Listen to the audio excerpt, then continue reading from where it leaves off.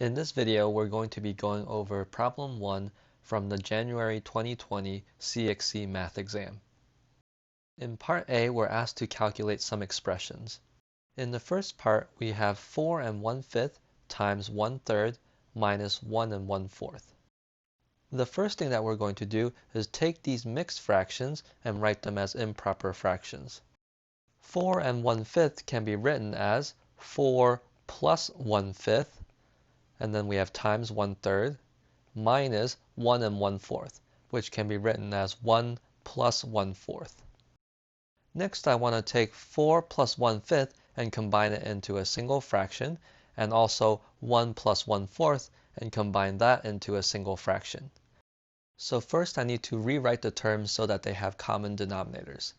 I'm going to take the 4 and multiply by 5 over 5, and the 1 here I'm going to multiply by 4 over 4.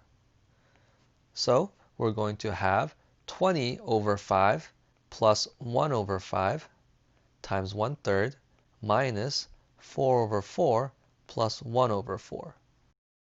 Now that I have common denominators, I can add the fractions together. 20 over 5 plus 1 over 5 gives me 21 over 5 times 1/3 minus 4 over 4 plus 1 over 4 gives me 5 over 4. Next, let's combine this product of fractions.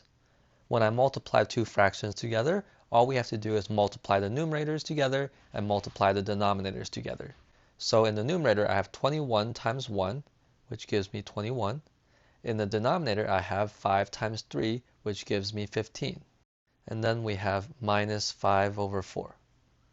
Now, before we go any further, we can simplify this first fraction a little bit. What you might notice is that both the numerator and the denominator is divisible by 3. So let's factor each of the terms in the numerator and the denominator.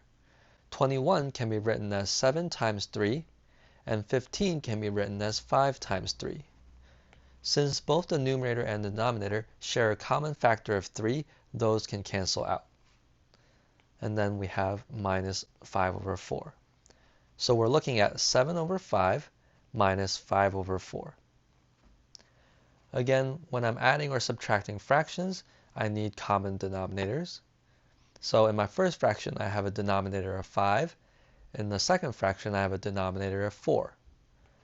The common denominator would be the lowest common multiple of these two numbers, which is 20. To get 20 in my first fraction, I would need to multiply by 4 over 4. To get 20 in the denominator of my second fraction, I would need to multiply by 5 over 5. Simplifying this, we have 28 over 20 minus 25 over 20, which can be combined to give us 3 over 20. So that's our final answer. In part 2, we're given the expression 4.1 minus 1.25 squared divided by 0.005. Now, to make this expression a little bit more clear, I'm going to write this as parentheses 4.1 minus 1.25 squared divided by 0.005. Now, if I want to compute this expression, I need to follow the order of operations, and that tells me that I want to compute what's inside the parentheses first. So I have 4.1 minus 1.25 squared. The order of operation tells me that I want to compute the exponent first. So I'm going to write this as 4.1 minus 1.25 squared. If you type that into your calculator, you get 1.5625. All of this is divided by 0.005. Next, within the parentheses, you want to compute 4.1 minus 1.5625. If we type that into our calculator, we get 2.5375 divided by 0.005. Our last step is to compute this division, so typing in 2.5375 divided by 0.005, we get 507.5, and that's our final answer. In part B, we are told that a stadium currently has a seating capacity of 15,400 seats. In the first part, we're asked to calculate the number of people in the stadium when 75% of the seats are occupied. So we want to calculate 75% of 15,400. To do that, I need to take 15,400 and multiply by the decimal representation of 75%.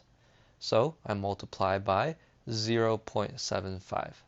Remember that if you want to convert from a percentage to a decimal, you just need to move the decimal place 2 units to the left. Now, typing this product into the calculator, we get 11,550. So that's how many people are in the stadium when 75% of the seats are occupied. In part 2, we're told that the stadium is to be renovated with a new seating capacity of 20,790 seats. After the renovation, what will be the percentage increase in the number of seats? We can think of this problem as asking what percentage of 15,400 is 20,790. And we can answer this question by setting up an equation. I'm going to set up the equation 15,400 times x is equal to 20,790, where x is the percentage that we're interested in. Now, if I want to solve for x, I'm going to divide both sides by 15,400. So x is equal to 20,790 divided by 15,400. Typing that into our calculator, we get x is equal to 1.35. So this is a decimal representation of the percentage. If we want to convert that, we move the decimal place 2 units over to the right. That gives me 135%. So we can say that 20,790 is 135% of 15,400. And this means that there is a 35% increase in the number of seats in the stadium. So that's our final answer. In part C, we are told that a neon light flashes 5 times every 10 seconds. We want to show that the light flashes 43,200 times in one day. Since the light flashes 5 times every 10 seconds, we have the ratio 5 times divided by 10 seconds. Now our goal is to convert seconds into 1 day. To make this conversion, I'm going to multiply by things that are equal to 1. For example, I know that there are 60 seconds in 1 minute. This fraction that I've just written is equal to 1 because the numerator is equal to the denominator. Next, I know that there are 60 minutes in 1 hour, so I can multiply by 60 minutes divided by 1 hour. Again, this fraction is equal to 1 because the numerator, 60 minutes, is equal to the denominator, 1 hour.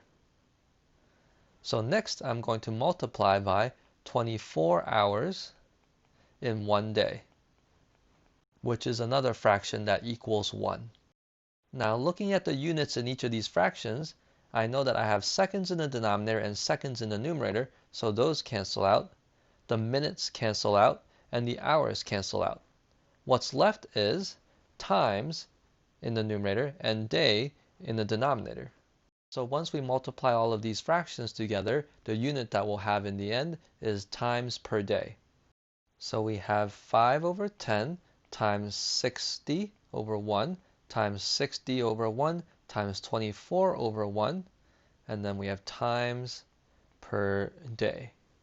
Multiplying the numerators of the fractions together, we get 432,000 divided by the product of the denominators, which is 10. And this has the unit times per day. Lastly, if I simplify the fraction, 432,000 divided by 10, I get 43,200 times per day. So that's how we show that 5 times every 10 seconds is equivalent to 43,200 times in 1 day.